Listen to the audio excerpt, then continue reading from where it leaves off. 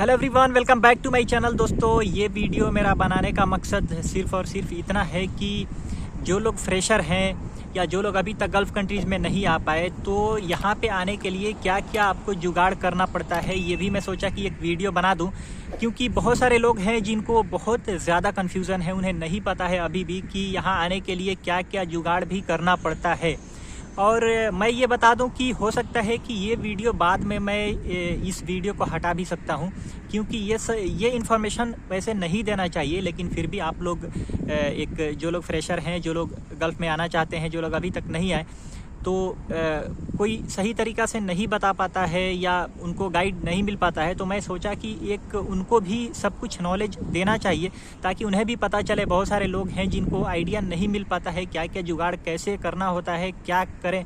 तो ऑलरेडी मैंने तो वीडियो बनाया है जिसमें ये बता दिया है कि आपको कहाँ जाना है, कैसे काम कराना है। लेकिन अगर आप मुंबई या दिल्ली जाते हैं कंसल्टेंसी में भी अगर वैकेंसी चेक करके, तो आपको क्या क्या जुगाड़ करना पड़ता है, क्या क्या तरतीब लगाना पड़ता है, ये भी आपको जानकारी होना चाहिए। क्योंकि आप वहाँ पे जाएंगे, जब ठोकर खाएंगे, ऑफिस में जाएंगे, तो आपको ये सब चीज़ें पता चलेंगी कि नहीं आपको क्या करना चाहिए। हो सकता है आप ऑफिस जाने के बाद आपका हौसला भी ख़त्म हो जाए, आप फिर वापस घर चले जाएं।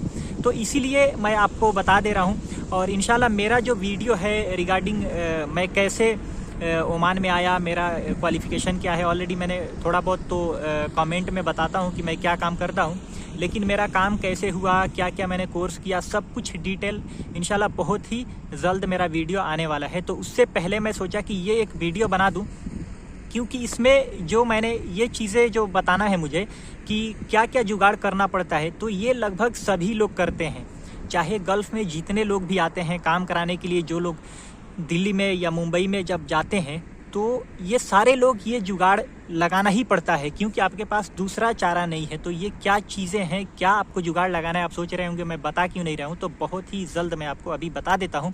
और मैं अपने बारे में वीडियो भी बनाऊँगा, तो उसमें मैं ये मेंशन नहीं करूँगा। ये चीज़ जो मैं अभी आपको बताने वाला हूँ, ये चीज़ मैं उसमें मेंशन नहीं करूँगा। और ये वीडियो हो सकता है कि मैं हटा दूँ।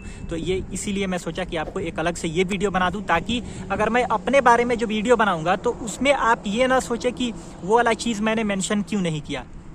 ठीक है, तो ये चीज़ है क्या, देखिए, अगर आप किसी भी ब्रांच से किसी भी अलग अलग जैसे सिविल, मैकेनिकल, इलेक्ट्रिकल, इलेक्ट्रॉनिक्स, जो भी आपने बीटेक या डिप्लोमा आपने एजुकेशन जो भी लिया हुआ है, और जब आप मुंबई में या दिल्ली में जब जाते हैं काम कराने के लिए, तो वहाँ पे क्या होता है, जिस रिक्वायर्ड पोजीशन के लिए आप अप्लाई करना चाहते हैं, फॉर एग्ज़ाम्पल आपके पास 4 या 5 साल का एक्सपीरियंस है पाइपिंग इंजीनियर का या मैकेनिकल इंजीनियर का, ठीक है।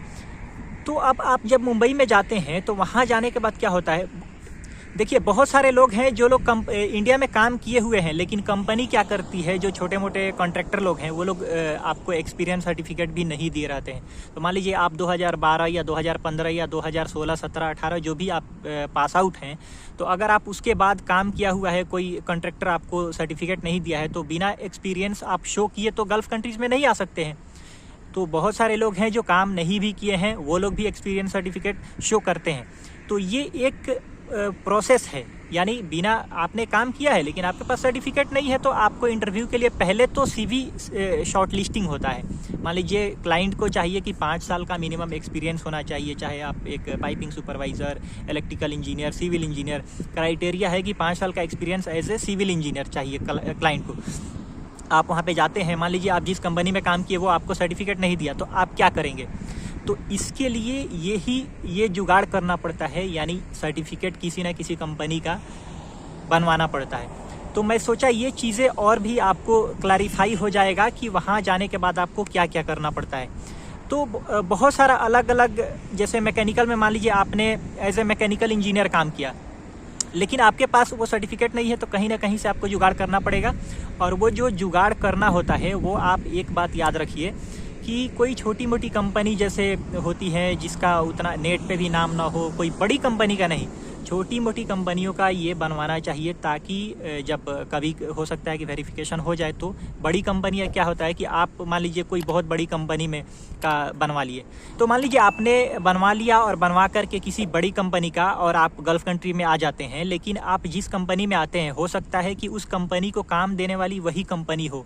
बड़ी कंपनियां जैसे मल्टीनेशनल कंपनियां हो गई, तो उनका सर्टिफिकेट आप न बनवाएं, क्योंकि यहाँ पे मान लीजिए आने के बाद आपका लक खराब है और जिस कंपनी में आए उसको काम देने वाली मेन क्लाइंट वही है जिसका आपने बनवा लिया बड़ी कंपनी का, और वो जो क्लाइंट है वो बोले कि तुम्हारे जितने स्टाफ है सबका CV और जो डॉक्यूमेंट्स है वो भेजो, क्योंकि वो लोग क्वालिफिकेशन चेक करते हैं कि इस कंपनी के पास उनको जो काम वो जो लोग दे रहे हैं, जो आपके कंपनी को जो काम मिलने वाला है, तो वो काम करने के लिए मतलब सूटेबल स्टाफ हैं क्या, क्वालिफाइड हैं क्या। तो मान लीजिए आपने सर्टिफिकेट वगैरह सब भेजा और वो क्लाइंट देखा कि ये तो हम लोग का कंपनी का जैसे उसको पता चल जाएगा कि नकली है, तो इसीलिए प्रॉब्लम हो सकता है। तो आपको ये एक चीज़ ध्यान रखना है कि कभी भी सर्टिफिकेट वगैरह बनवाया जाता है तो मैंने देखा है कि लोग क्या करते हैं, बड़ी बड़ी कंपनियों का बनवा लेते हैं। तो आप ये गलती ना करें कि आगे चल के आपको फंसना पड़े। इन लोग को गल्फ में आने के लिए क्या चाहिए, बस एक्सपीरियंस होना चाहिए।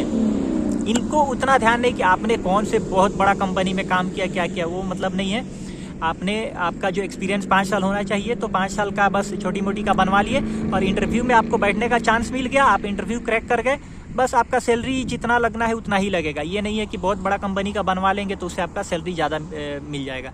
तो इसीलिए आपको ये ध्यान रहना चाहिए, आपको ये जुगाड़ करना पड़ता है और ये लगभग सभी लोग करते हैं, ठीक है। और मुझे ये बताना नहीं चाहिए, लेकिन मैंने बताया क्योंकि जो मैं अगला वीडियो जैसे मैं अपने बारे में जो बनाऊँगा, हो सकता है अगला वीडियो या उसके अगले वाले वीडियो में मैं डालने वाला हूं, तो ये चीज़ मैं मेंशन नहीं करने वाला हूं। तो आप मुझसे उसमें कमेंट में आप ये नहीं पूछिएगा कि सर आपका एक्सपीरियंस कितना है, कैसे आपके पास, क्योंकि मैंने तो बीटेक पास आउट किया 2016 में और 17 में मेरा इंटरव्यू हो गया, 17 का लास्ट में, और 18 फरवरी में मैं ओमान आ गया। तो मेरा क्या है कि गैप आप देख सकते हैं, 2016 के बाद 17 और 18 में मैं आ गया, 1 साल लगभग गैप है, 1-1.5 साल। तो आप पूछेंगे कि सर आपका एक्सपीरियंस कैसे है ही नहीं, तो फिर आप कैसे चले गए। तो मैंने वैसे ही तरतीब किया था, वैसे ही जो करना सब लोग करते हैं। तो मैंने जैसे 1 साल बैक में जा कर के बनवा लिया रनिंग में, जैसे बीटेक के रनिंग से ले करके और जो भी 17 का लास्ट तक जो भी हो रहा है उतना ही दिखाया था, और उस टाइम में जो क्लाइंट था उसको कोई खास रिक्वायरमेंट नहीं था, ठीक है। तो ये चीज़ मैं अपने वाले में मेंशन नहीं करूँगा, इसीलिए ये वाला क्वेश्चन नहीं होना चाहिए, ओके। और उसके अलावा मैं जितना भी बताऊंगा मैंने क्या क्या किया वो सब कुछ सही बताऊंगा। एक ये चीज़ मैं स्किप कर दूंगा एक्सपीरियंस से रिलेटेड कि मैंने कैसे कैसे क्या एक्सपीरियंस गेन किया, ये चीज़ मैं नहीं बताऊंगा, ओके। तो मैंने फुल्ली जो है वीडियो जो आगे बनाऊंगा वो अपने बारे में पूरा सही इन्फॉर्मेशन दूंगा, और मैंने कहाँ से पढ़ाई भी किया और कौन कौन सा कोर्स किया, कौन से इंस्टीट्यूट से किया, और मेरा काम कैसे हुआ, कौन से ऑफिस से हुआ, और आपको क्या करना चाहिए, थोड़ा बहुत मैं उसमें आपको आइडिया भी दे दूंगा, ओके दोस्तों।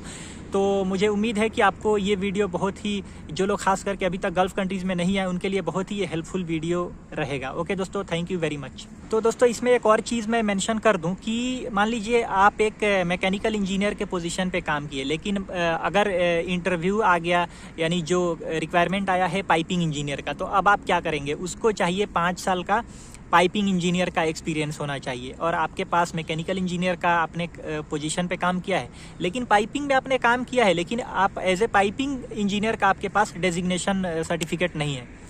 तो यहाँ भी जुगाड़ करना पड़ता है। मान लीजिए आपके पास नॉलेज तो है पाइपिंग का भी, लेकिन पाइपिंग में जाने के लिए अगर क्लाइंट का रिक्वायरमेंट है कि पाइपिंग इंजीनियर 5 साल कम से कम काम किया होना चाहिए, तो वहाँ पे क्या करना होता है, आपने जो मैकेनिकल इंजीनियर का है उसके जगह पे पाइपिंग इंजीनियर वैसे ही शो करना पड़ता है, यानी जुगाड़ लगाना पड़ता है, और वहाँ पे पाइपिंग इंजीनियर का डेजिग्नेशन लिख करके और सर्टिफिकेट वगैरह सेम कंपनी का स्कैन करके, नहीं तो दूसरे कंपनी का भी करके, और फिर 3-4 CV रख करके ही लोग मुंबई में चलते हैं सेम लेवल का। जैसे सिविल इंजीनियर आप हो गए तो civil engineer, site civil engineer, civil supervisor, civil foreman, ऐसे 3-4 CV लोग बना करके रखते हैं, और वैसे ही 3-4 एक्सपीरियंस भी अलग अलग करके और 3-4 लेकर के घूमना पड़ता है, तभी जा कर के काम हो पाता है कि जिसमें भी आए हम वो वाला अटैच करें साथ में और लेकर के ऑफिस में जाना होता है। तो ये एक बहुत ही मैं सोचा कि आप लोग के साथ शेयर करूं ताकि आपको भी एक आइडिया लगेगा। आप वहां जाएंगे तो आपको खुद ही पता चल जाएगा। तो दोस्तों मैं एक बार फिर से बता दे रहा हूँ कि हो सकता है कि ये वीडियो मेरा कुछ दिन के बाद या कुछ महीने के बाद या बाद में कभी भी मैं हो सकता है कि ये वीडियो यहाँ से हटा सकता हूँ, क्योंकि ऐसा इन्फॉर्मेशन तो नहीं देना चाहिए, लेकिन आप लोग का हेल्प हो जाए मैं यही चाहता हूँ। और हेल्प हो जाए तो मेरे लिए तो बेटर है कि चलो मेरे वजह से अगर 10 आदमी का भी 15 आदमी का भी काम हो जाता है तो मेरा वीडियो बनाने का मकसद पूरा हो जाएगा। ओके दोस्तों, थैंक यू वेरी मच।